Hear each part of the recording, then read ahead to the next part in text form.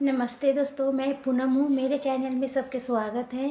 फागुन मास के अमावस्या कब है, सूर्य ग्रहण लग रहा है कि नहीं लग रहा है, बहुत सारी जानकारी अमावस्या में एक के साथ में मिलेंगी। इससे पहले अगर मेरे साथ चैनल पर सब्सक्राइब नहीं किए हैं तो सब्सक्राइब कर दीजिए, लाइक कर दीजिए, आप बेल आइकन का प्रेस ज़रूर कर दीजिए कि जैसे मेरा वीडियो की नोटिफिकेशन सबसे पहले आपके पास पहुँचे। तो देखिए, फागुन मास के पड़ने वाली अमावस्या को फागुन अमावस्या कहा जाता है। और अमावस्या के जो तिथि होती है पितरों के लेल होती है। तो और इस बार फागुन अमावस्या 17 फरवरी दिन मंगलवार को है। जो अमावस्या मंगलवार के पड़ जाए उसे भूमवती अमावस्या कहा जाता है। आप अमावस्या के दिन सबसे पहला काम करना है, आपको उस दिन सुबह जल्दी उठ जाना है। आप उस दिन सुबह जल्दी उठ के अपने पूरे घर के अच्छे से साफ सफाई कर लेना है। जो आपके घर में कबाड़ है, जिसके मतलब फेंकना चाहते हैं, हटाना चाहते हैं, तो उसके अमावस्या के दिन हटा सकते हैं।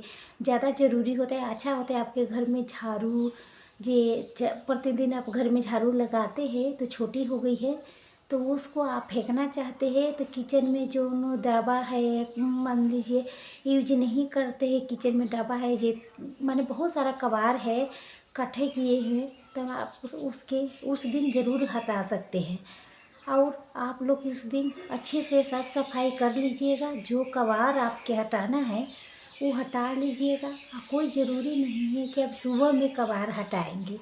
मान लीजिए आपके पास सुबह में टाइम नहीं है तो शाम को हटा लीजिए। सुबह के टाइम तो सुबह में हटा लीजिए, शाम को भी हटा सकते, किसी भी टाइम हटा सकते, शाम दोपहर किसी टाइम।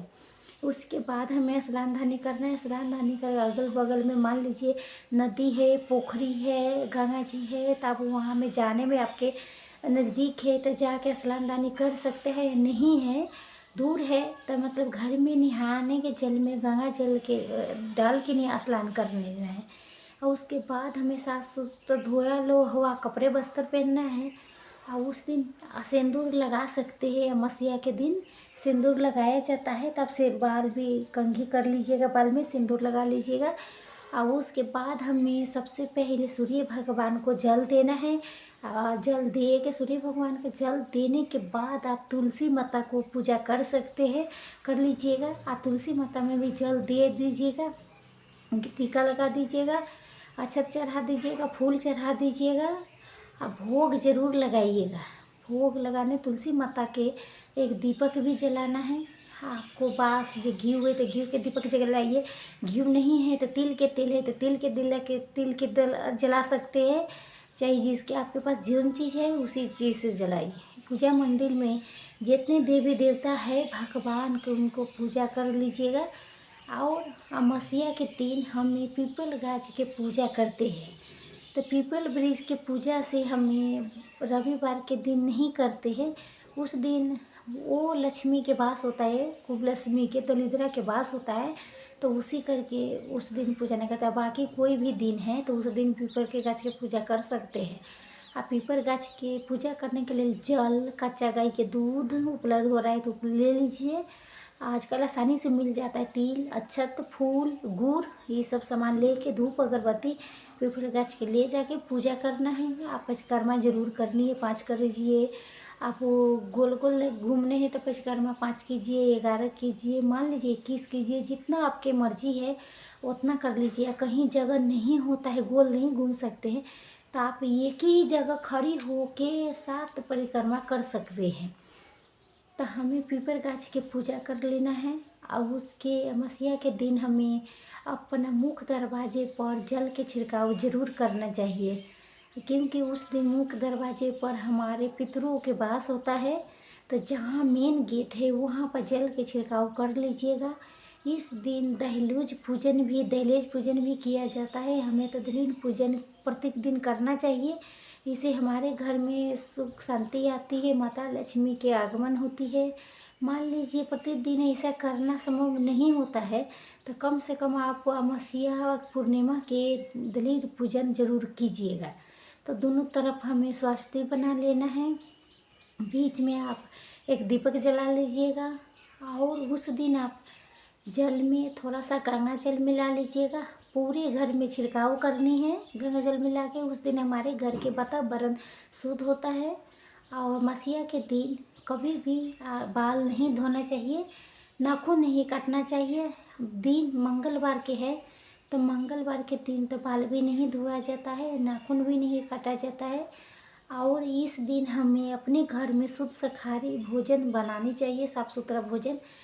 अच्छी चीज़ ज़रूर बनाइएगा। गाय कुत्ते के ज़रूर खाना दीजिएगा। गाय के माध्यम से, आपके कौवा के माध्यम से, कुत्ते के माध्यम से हमारे पीड़ितों तक ले पहुंचता है खाना। तो आप अच्छी चीज़ उस दिन कुछ बनाइए, पुआ पूरी खीर ये सब बना के कौवा कुत्ता के खाने के लिए दीजिए। मसीहा के दिन कभी भी हमें घी के बाती नहीं जलाना चाहिए। आप रुई के बाती नहीं जलाना चाहिए। कलावा होता है ना, कलावा के बाती उसका बनाइएगा।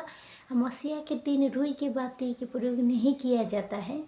तो पीपल गाछ के पास जब भी दीपक जलाते हैं पीपल गाछ तक, तो सरसों के तेल ही के दीपक जलाना है।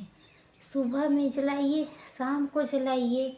आपको सरसों के तेल के दीपक जलाना है। दीपक आप सुबह में भी जला दीजिएगा, शाम को भी जला दे दीजिएगा। शाम में ज़्यादा अंधेरा नहीं होने दीजिएगा। सूर्यास्तान हो जाए तभी उसी के थोड़ा ही देर में पहले, अंधेरा होने से पहले पीपल गाछ तक दीपक जला दीजिएगा, ज़रूर जलाइएगा।